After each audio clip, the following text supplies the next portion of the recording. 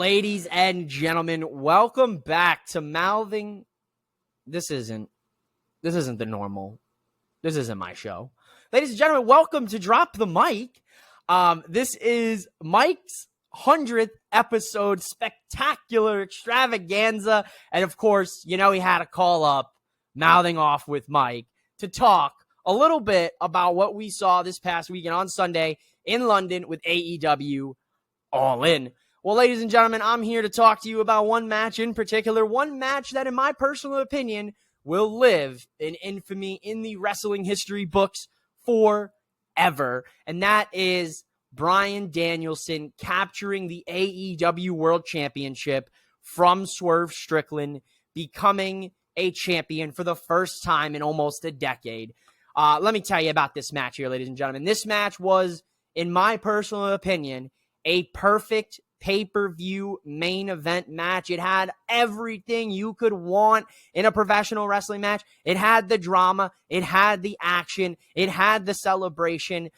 Swerve, credit to Swerve, man, an incredible champion, a prime example of the championship being made by the man and not the championship making the man. Swerve Strickland was able to elevate that title in his title run to the next level, in my personal opinion, and great on Swerve. Now it's up to Bryan Danielson to take that world championship and do big things with it. We know that he's winding down his professional wrestling career, and we may not see him come 2025 or 2026, depending upon who steps up to the plate and challenges the American Dragon. Overall, this match, potential match of the year candidate for me, match of the night for All In London. And I'll let the rest of this incredible panel and guest talk about the rest of All In and, of course, Bash in Berlin. But congrats to Mike for 100 episodes of Drop the Mic.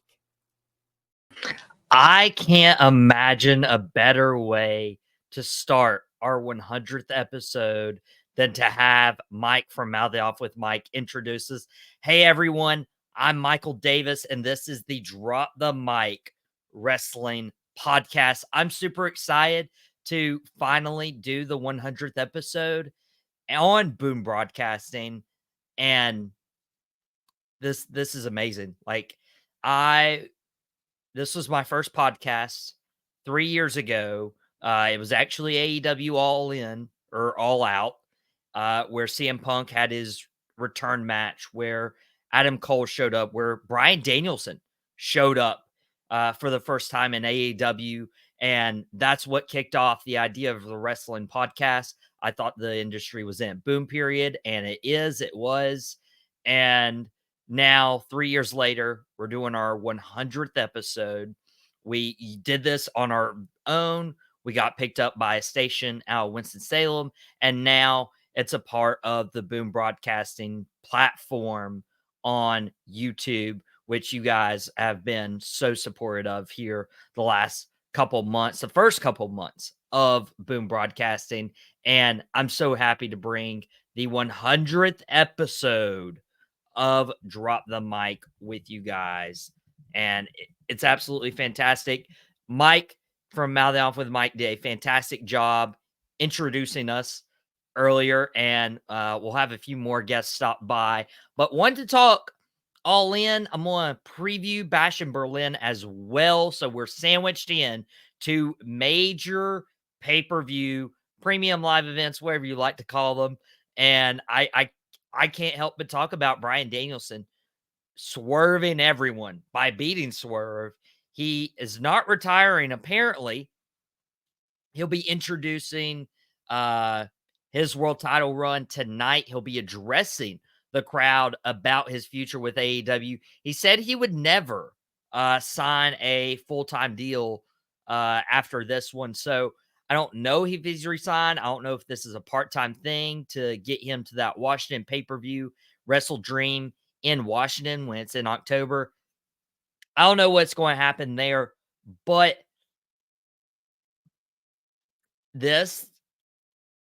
I'll say this.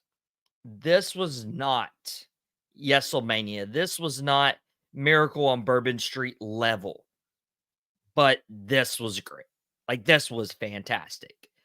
AEW has their moment with Bryan Danielson, and while the moment isn't as big as WrestleMania, the match was 10 times better than the Orton Batista triple threat. That's no knock on that match.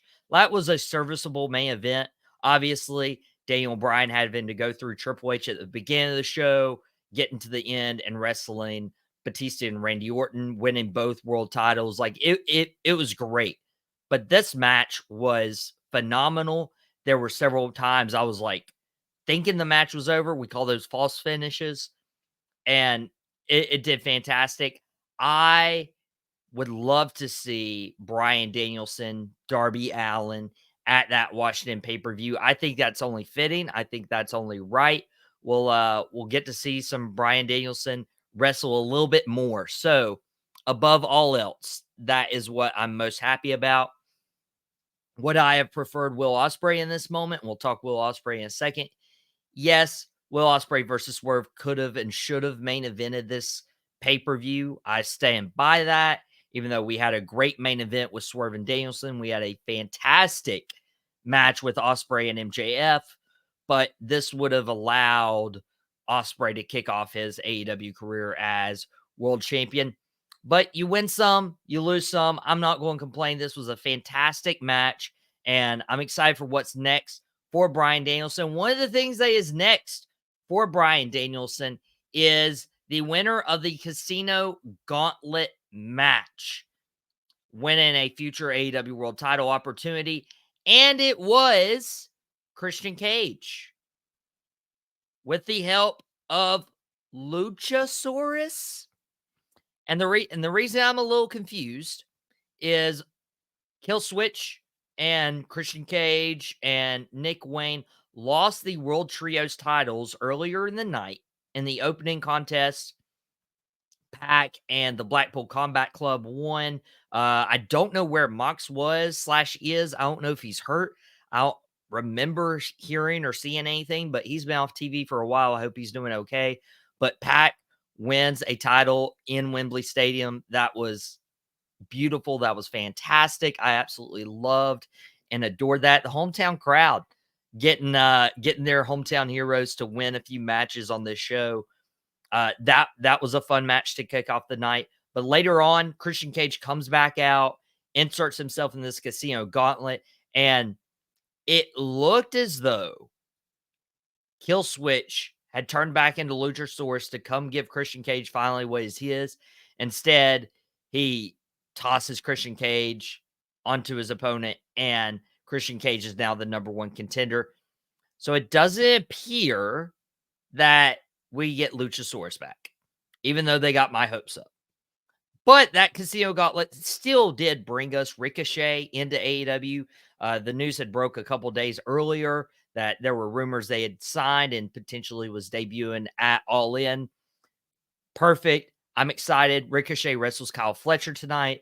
It's literally just a matter of time until we get Ricochet, Will Ospreay, and that dream match. But we'll also be getting Christian versus Bryan Danielson for the World Championship. Now, I have my own beef with AEW All In, again, with Will Ospreay not, competing for the world title. But he did compete against MJF for the American Championship. No, scratch that. MJF was competing to keep the American Championship. Will Ospreay had no intentions leaving Wembley without the international championship that Will Ospreay reintroduced thanks to Christopher Daniels, the Wish version of Adam Pearce. And Will Ospreay left with the international title after a phenomenal match.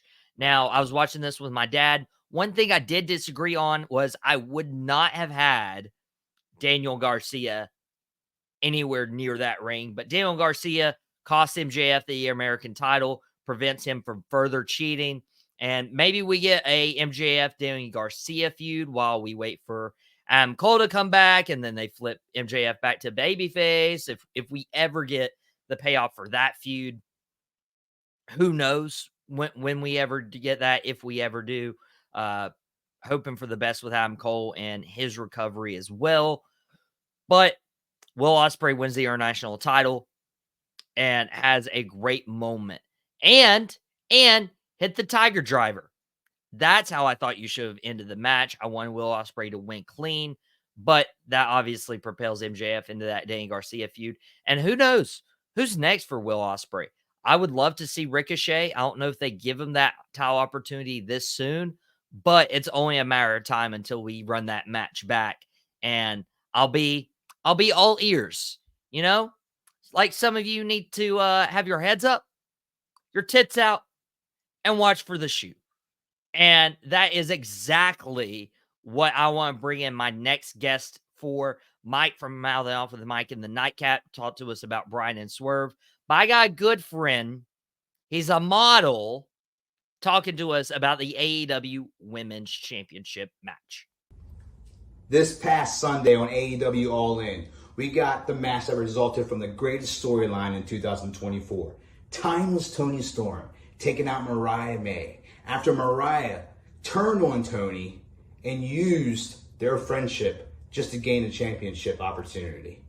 Bludgeoning Toni Storm with her own shoe across her head, bloodying her face on cable television. Dynamite.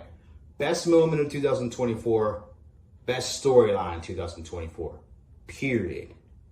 This is where AEW made a mistake at this pay-per-view. Putting this match in the number 2 time slot instead of opening the show with it or co-main event is insane to me. However, the match was great. Toni brought the emotion. She brought the revenge. She brought the heartache. She brought everything she needed to do in this match. And Mariah May brought the relentless, I can't even say the word on this air, but she turned against her own mother, slapped her across the face, did what she needed to do as a heel, won the championship belt. Mariah May's reign is going to be a thing of beauty, and Toni Storm's revenge is going to be even better. I can't wait to continue to say, chin, tits, shoot. And that is the model Wayne Thomas thinking we're going to get this feud continued. I would let Timeless Toni be off air for a little bit, recover, regroup, and then have Mariah May have a strong title run until we get Toni Storm back and we revisit this feud. I think that would be totally acceptable, and I can't wait to see that. This match, people, like Wayne and like Mike on the day cap he mentioned earlier this week on Boom Broadcasting, they mentioned they didn't like the placement of this match. I thought it was fine. People get so caught up, and I love you guys, but some get so caught up in the placement of a match. Yeah, Chris Jericho's been on record of saying the second match on a card is the death spot, right? But I thought this was very serviceable. You didn't let Timeless Toni and Mariah May, like, obviously you're ending the night with Bryan Danielson and Swerve Strickland. Okay. You need the least amount of people following up Will Ospreay MJF as possible. Like, you're just not going to compete with MJF Will Ospreay. And that's been a common theme in Will Ospreay's fresh AEW career is you don't want to follow him up.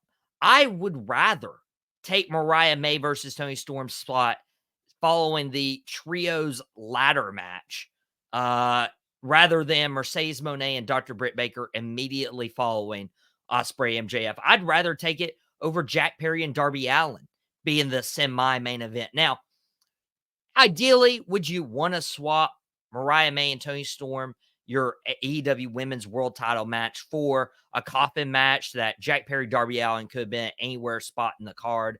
Yeah, okay, I understand that, and I totally respect that. And I wouldn't have minded if Mariah May and Toni Storm was that co-main event, and Jack Perry, Darby Allin was like earlier in the evening. But that's not how it happened. That's not how it happened.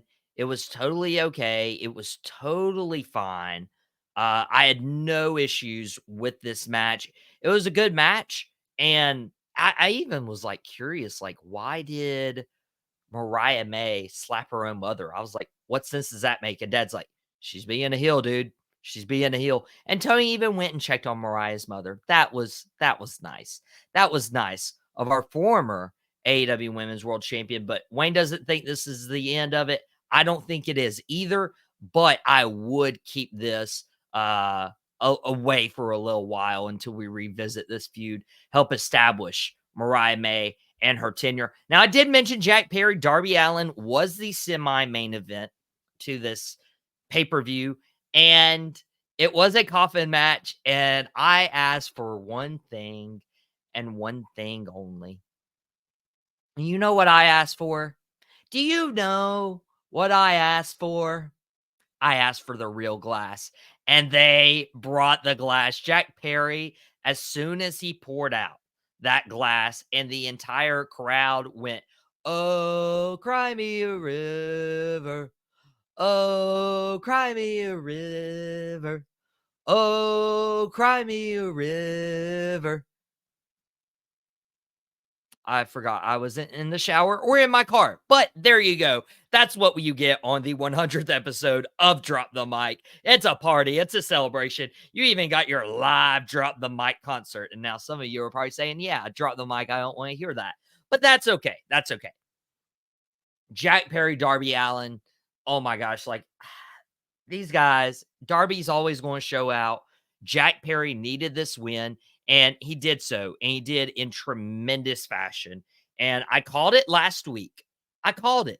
I was like, hey, the Elite, they're going to sweep this. You're going to get the Young Bucks to retain. You're going to get Mercedes Moné to retain, and you got Jack Perry to retain. It was a clean sweep for the Elite. That's exactly what you needed, other than Kazuchika Okada losing the Casino Gauntlet, but Okada wasn't pinned, so I don't hold that against him. That is exactly what you needed. But when they were about to light Darby Allin on fire, who came out? It's Sting! And then I tried my Tony Schiavone impression. You know, it's okay. It's okay. It's whatever.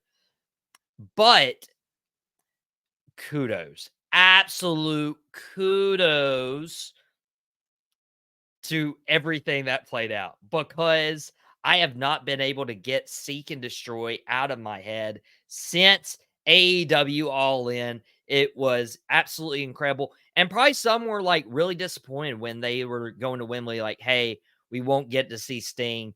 And for Sting to come out and protect Darby Allin and keep that association with AEW, that's the role he needs. That's the role he deserves. And I'm just glad we got to see Sting. And Sting, there's been pictures surfacing online, him in gray hair. So he definitely dyed the hair black, jet black, before going to AEW All In Wembley, and it was remarkable. So kudos. I thought from top to bottom, this was a phenomenal show. I enjoyed all of it. Like there wasn't a match I looked at and said, "Oh, this is weak." There were moments with Taz locking in the submission hold with Hook as well. Hook winning the title from Chris Jericho, showing people, hey, Chris Jericho served a purpose in this entire moment. Hook's a bigger star because of it. From Nigel McGuinness returning to the ring in London was absolutely incredible. I was almost even hoping that he would have won that Casino Gauntlet, especially now that Bryan Danielson has returned. But you know, maybe we will get to see Bryan Danielson, Nigel McGuinness at some point before Bryan Danielson and Nigel McGuinness, for that matter, hangs it up. But AEW All In now in the rearview mirror, and now we turn our attention to Bash in Berlin this Saturday, August 31st, and the big match, obviously, Randy Orton, Gunther for the World Heavyweight Championship. And I'm bringing in my guy for a quick 1-2 punch. I'm bringing in my guy, podcast_Smitty, to say who he thinks wins the World Heavyweight title match. What's up, everybody? This is Shannon Smith, a.k.a. Podcast Smitty. Catch me on Boom Broadcasting, 9 a.m. on Wednesdays for Quick Hits with Shannon Smith. Enough of that. We got Bash in Berlin coming in on Saturday. Good show coming up. So you've got Gunther versus Randy Orton, the Apex Predator, for the World Heavyweight Championship. Randy Orton's been talking a lot of noise. Gunther's been getting under his skin. This match here is going to result in a win for Gunther. This is going to be an opportunity to solidify Gunther as a legit World Heavyweight Champion by having him be the man that has held the World Championship multiple times.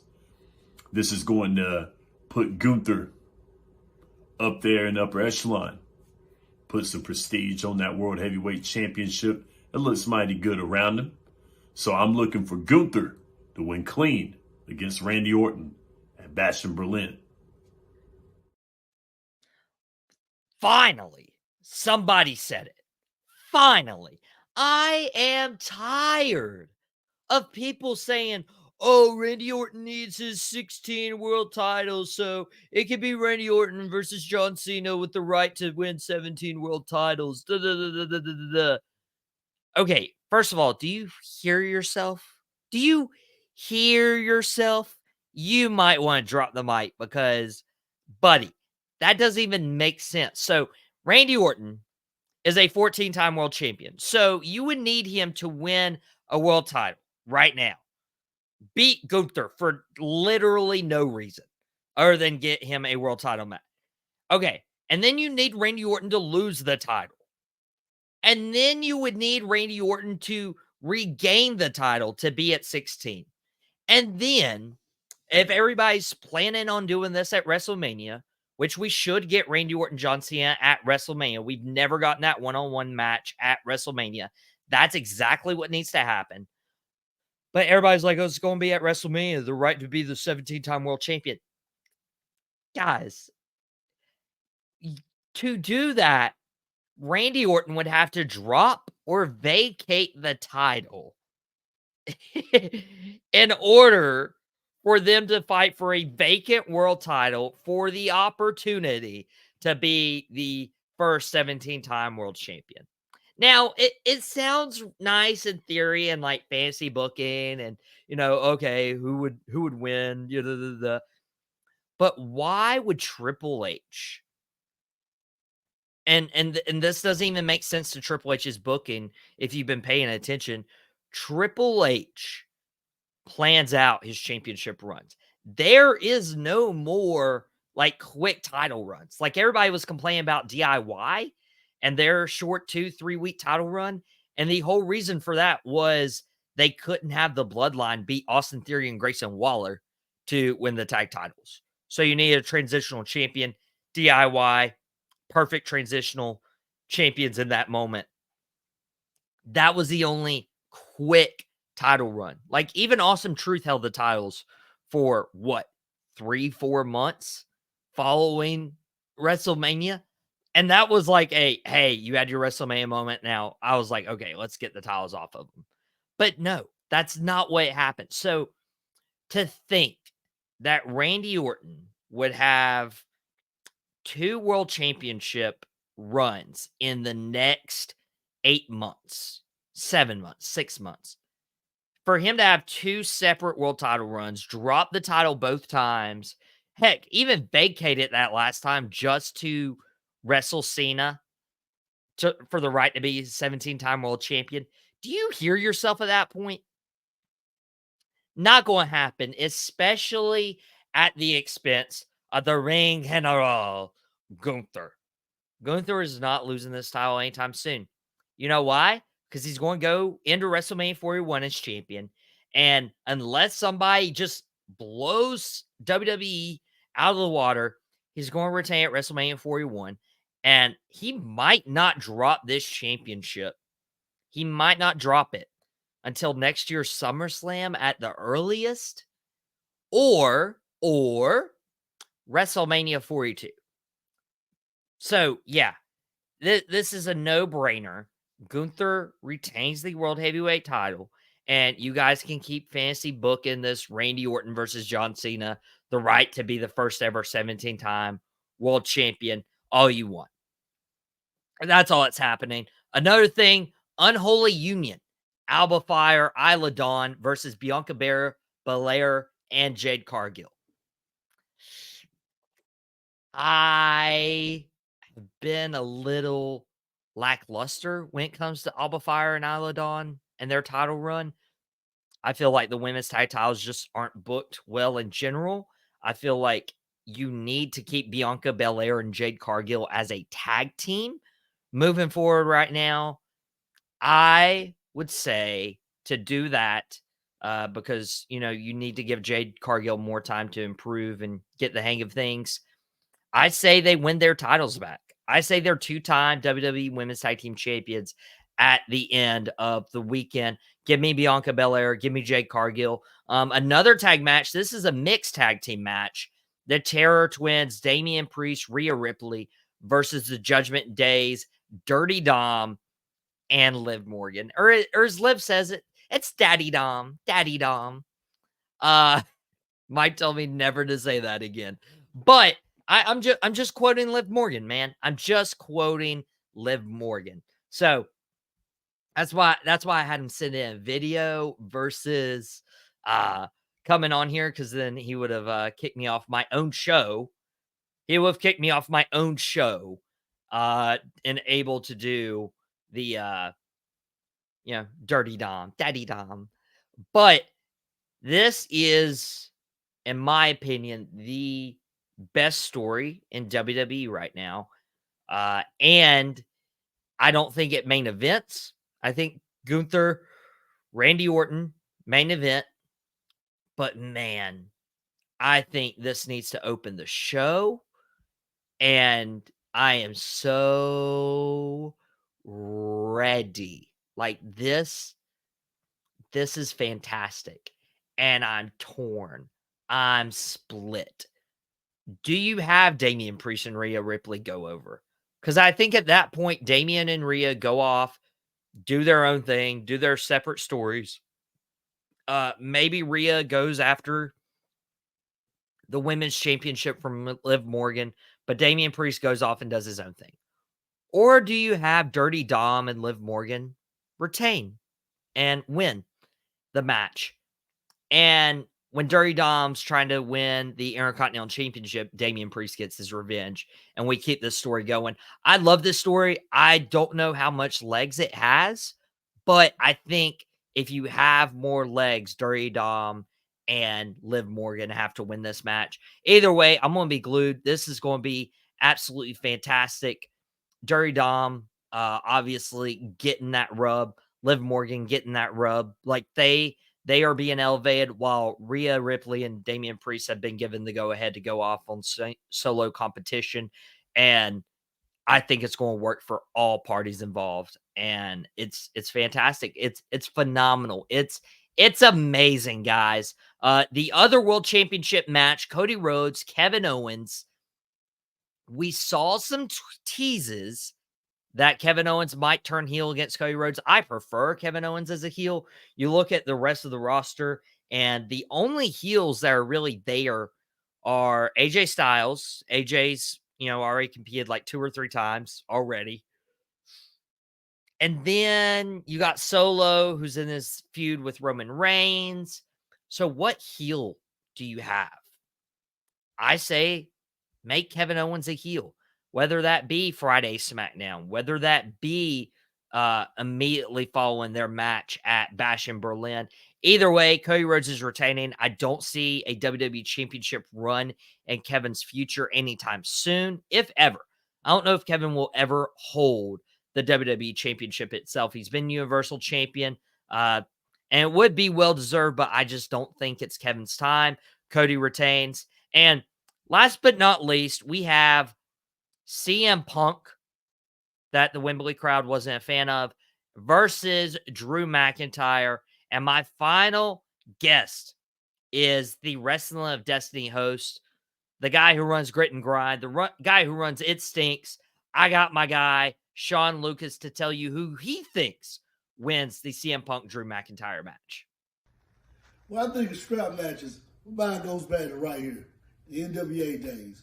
I grew up watching the greats, Dusty Rhodes and Ric Flair. We had so many in Harley Race. So many people compete in strap matches. But then, when you go into the era of the 90s, we had other great strap matches. From the first one, the Caribbean strap match, Savio Vega, Stone Cold. We had The Rock and Triple H. We had so many more growing up. But now leads me to this strap match right here at Bash in Berlin. Round 2. McIntyre got the first one. So now they're going with a strap match. Now, if I had my way and I was booking, this match would be old school NWA style strap match. Touch all 4 corners of the ring. That's how you win the strap match.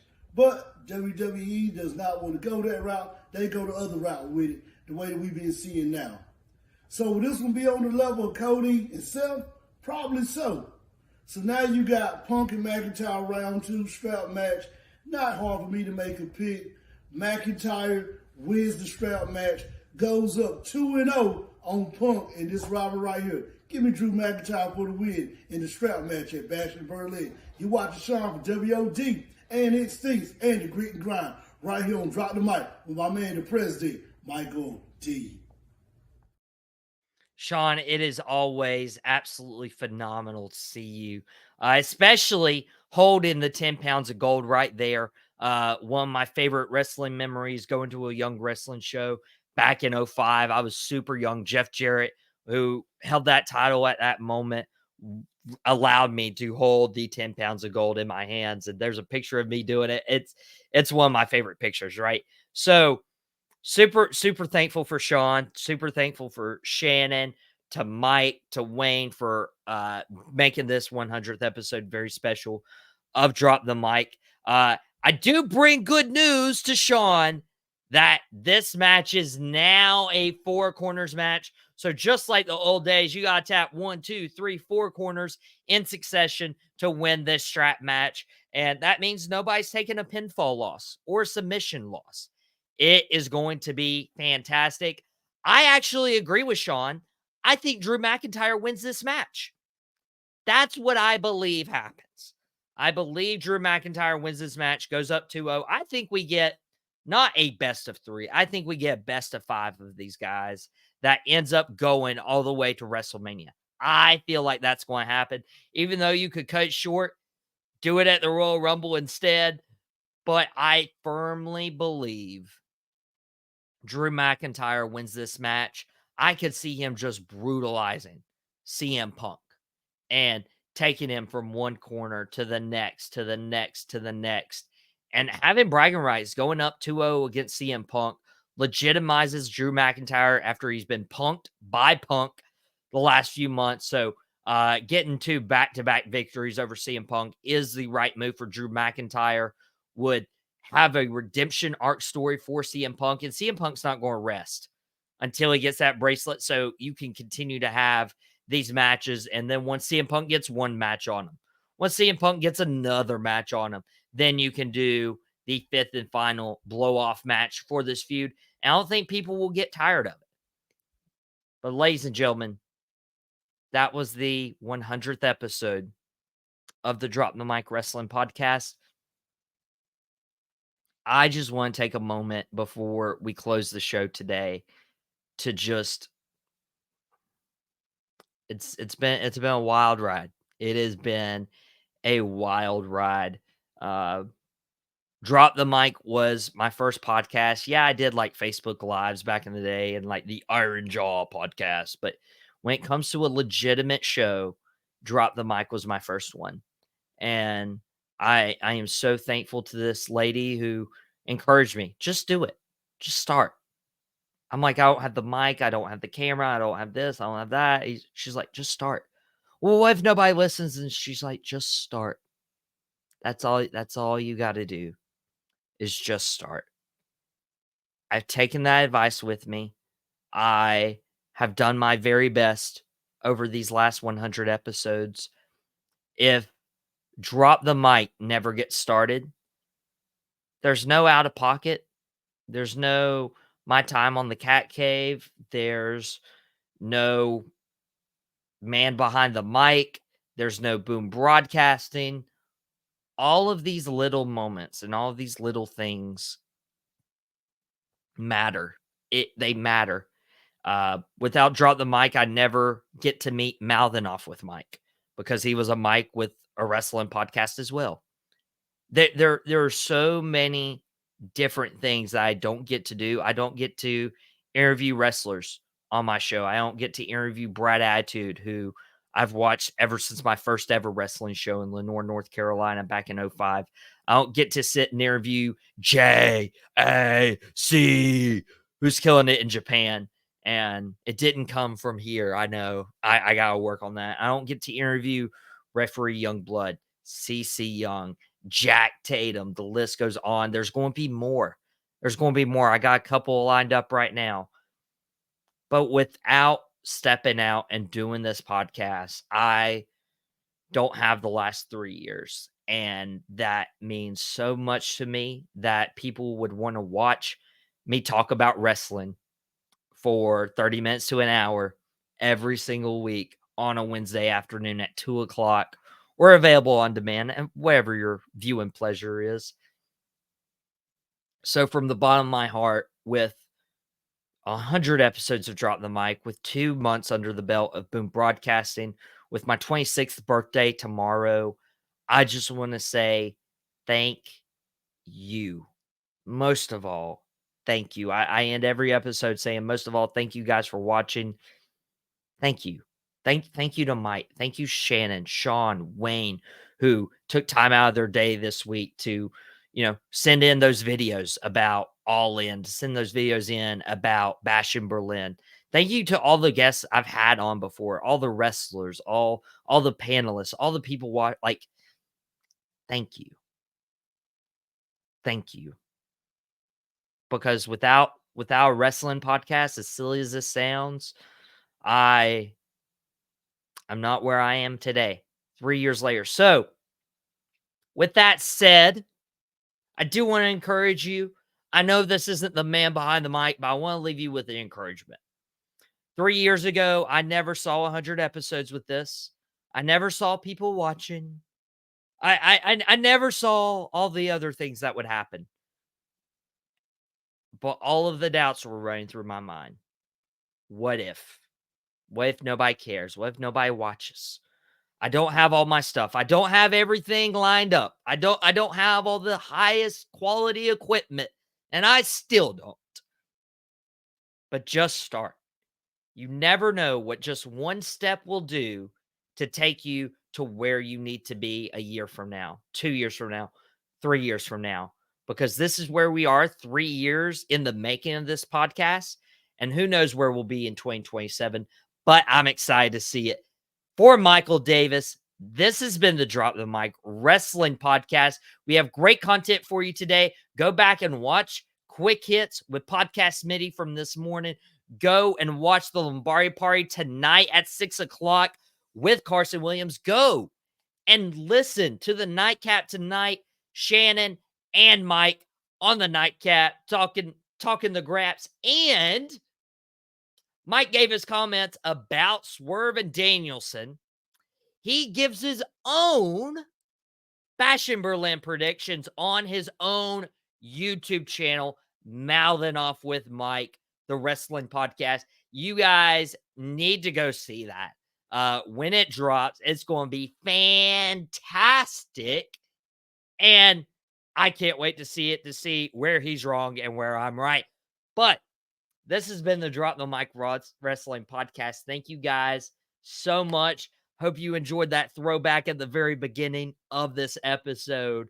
And guys, we got to get out of here. Out Pocket will be back tomorrow. It Stinks will be on tomorrow. We got a huge week for you guys. Day cap for Bash in Berlin on Saturday. Boom Broadcasting is your home.